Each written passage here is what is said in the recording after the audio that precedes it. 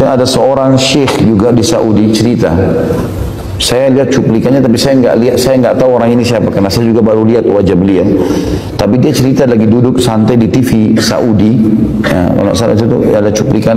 Kemudian dia cerita, dia bilang saya pergi ke Mesir, dan di Mesir itu saya isi di dua kota ceramah, di Kairo sama Iskandaria, dua kota ini.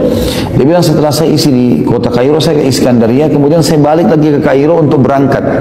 Rencananya saya tiba di Kairo jam 2 malam, pesawat saya habis subuh. Saya telepon marbot masjid, ya yang saya isi ceramah, saya nggak usah ke hotel, saya nginap di masjid aja, dia bilang. Kemudian subuh nanti saya langsung ke bandara. Kemudian dia bilang saya tiba di masjid jam 2 malam. Begitu saya tiba, saya lihat pada saat itu masjid lagi lampunya nyala segala macam. Ini kisah baru nih, baru beberapa waktu yang lalu kisahnya. Dia bilang lampu semua nyala. Saya saya pikir mungkin marbot masjid nyalain. Ternyata bukan gitu. Ternyata bukan. Dia bilang saya lihat ada orang di depan mihrab, di mihrab lagi sujud, lagi nangis-nangis sama Allah, lagi berdoa sendirian. Saya pun coba dekat mau dengar doa apa orang ini sampaikan. Dalam doanya dia bilang begini, ya Allah, sesungguhnya engkau tahu istriku mau dioperasi besok dan dia butuh 14.500 jenih ponnya Mesir. Ya, mungkin kalau saya tidak salah ini nilainya sekarang rupiah 50-60 juta rupiah, sekitar begitulah. Dan saya tidak punya uang ya Allah, sebagaimana engkau ketahui, mudahkanlah ya Allah. Sambil orang ini menangis-nangis karena istrinya harus dioperasi besok. Setelah saya salam, kata syekhnya, saya datang ke dia. Kenapa akhi? Kenapa sampai begitu? Dia bilang masalahnya berat. Bagi saya berat karena tolok ukur beratnya masalah kan tergantung individu itu. Kita nggak bisa tarik ke diri kita ya.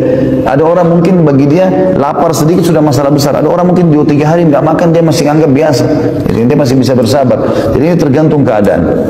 Maka dia bilang saya sudah betul-betul istri saya sakit, saya harus operasi, dia harus operasi, saya tidak punya duit sama sekali. Satu pun saya nggak punya. Dia butuh 14.500. Kata Syekh dia bilang sambil saya tepuk pundaknya, lanjutkan doamu. Allah tidak akan sia-siakan orang yang beriman dan berdoa padanya. Dia bilang orang itu pun lanjutin doanya. Dia bilang saya sholat. Dia bilang saya sholat malam, saya sholat witir. Lalu saya tidur sambil nunggu subuh beberapa saat. Azan subuh saya dibangun sama masjid. Syekh bangun. Begitu dia bilang saya bangun, saya sholat sunnah, orang itu sudah nggak ada. Kemudian saya begitu iqamah saya disuruh sama masjid. Syekh silakan jadi imam. Dia bilang suara saya paruh, saya ya semalaman kurang tidur. Dia bilang nggak apa-apa, ayat-ayat pendek aja nggak masalah, yang penting antum jadi imam.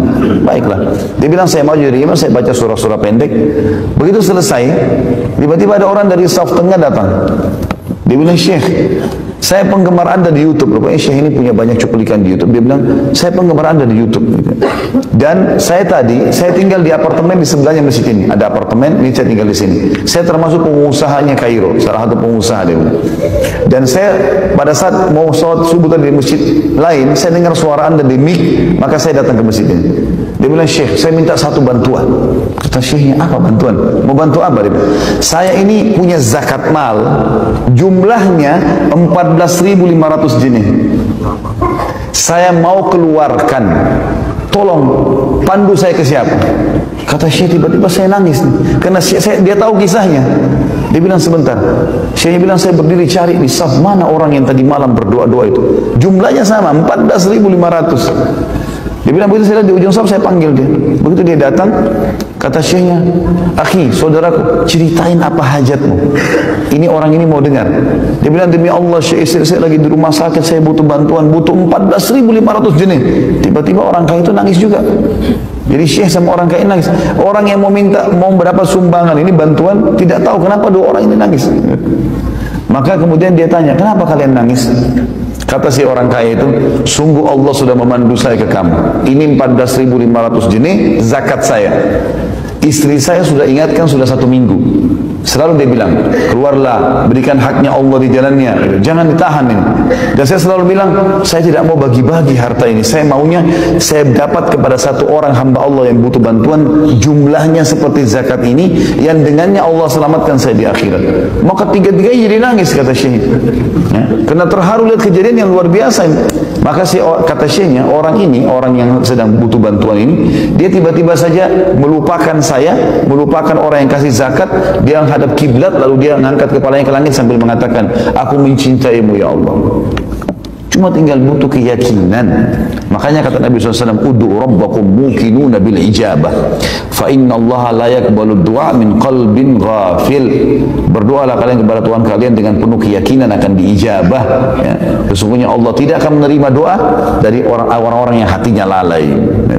Jadi harus kita garis bawahi poin ini teman-teman sekalian.